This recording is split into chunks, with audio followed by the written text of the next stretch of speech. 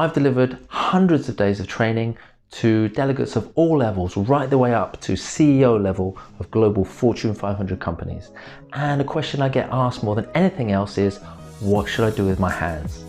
So this video aims to help you to be more confident in terms of your gestures when public speaking or when making presentations at work, at university, or whatever kind of speeches or presentations you have to make. So let's jump right in.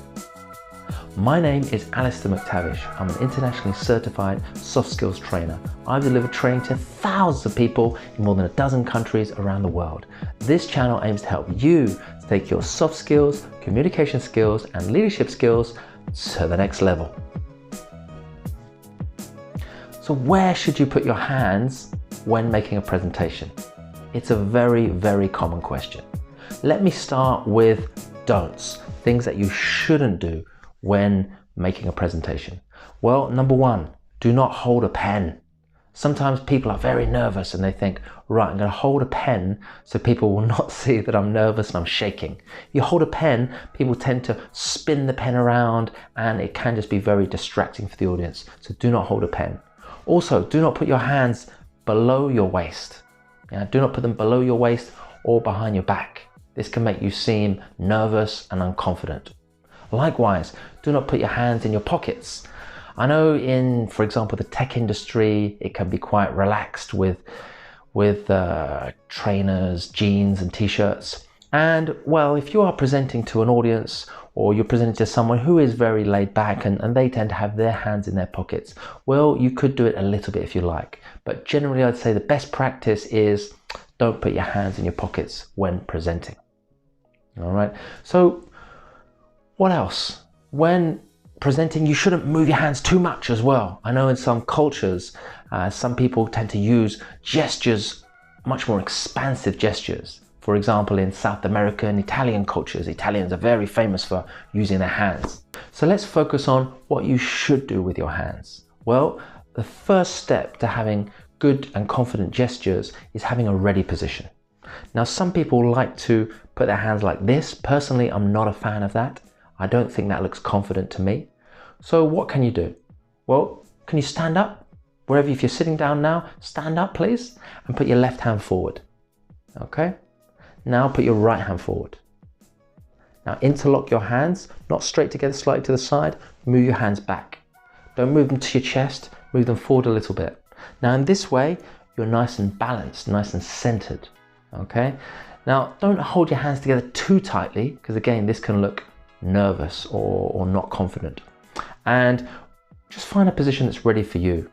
For ladies, this could seem a little bit too manly, so just find a relaxed, ready position, something you're comfortable with. And you know, even when you are walking around, you could just put your hands together like this and find a comfortable, ready position that works for you. So step number one, find a comfortable, ready position. There's not only one sort of ready position, just something that makes you feel relaxed and centered and the audience feels comfortable. All right, so tip number one, find a comfortable, ready position.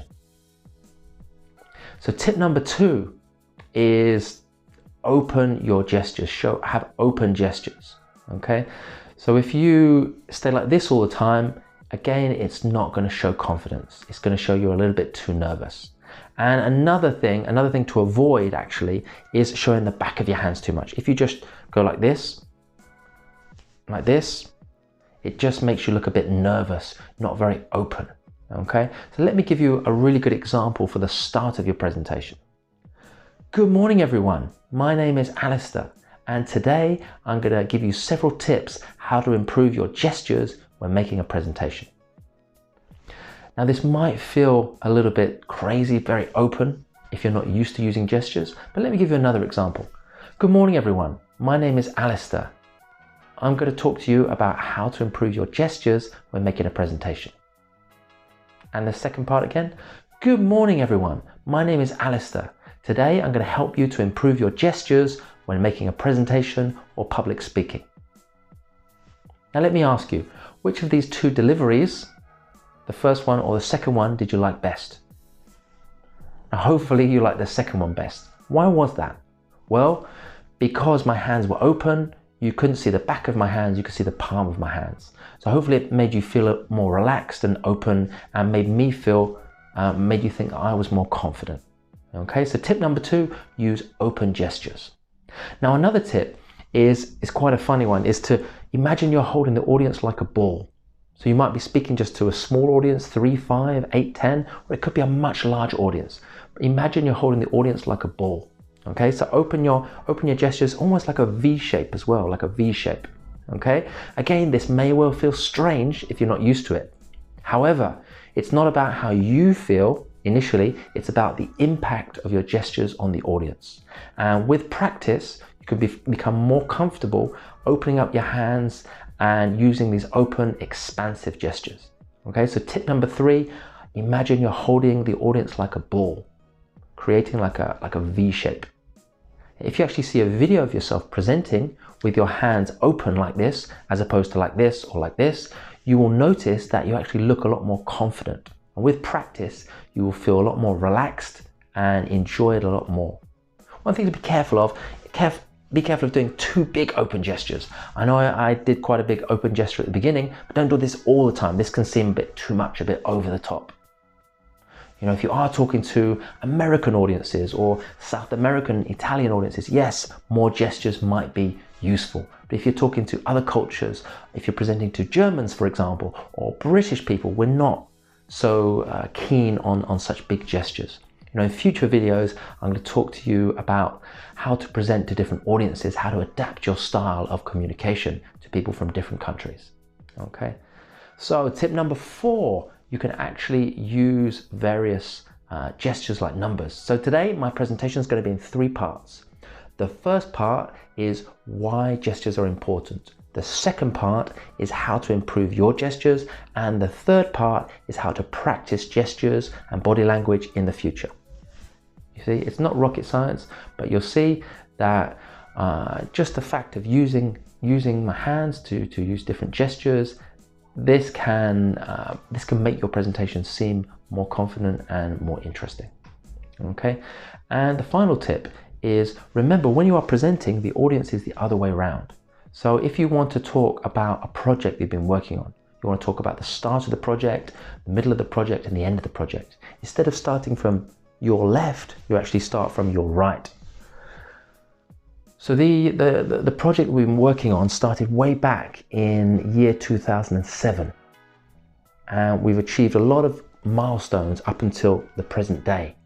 And the goal is for this project to be completed by 2022.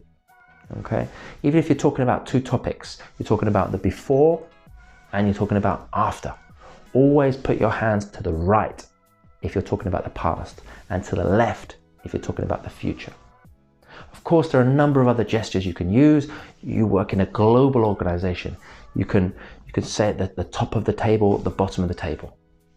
You can also say, there was a big increase in our market share from only 10% of the market right the way up to 50% of the market.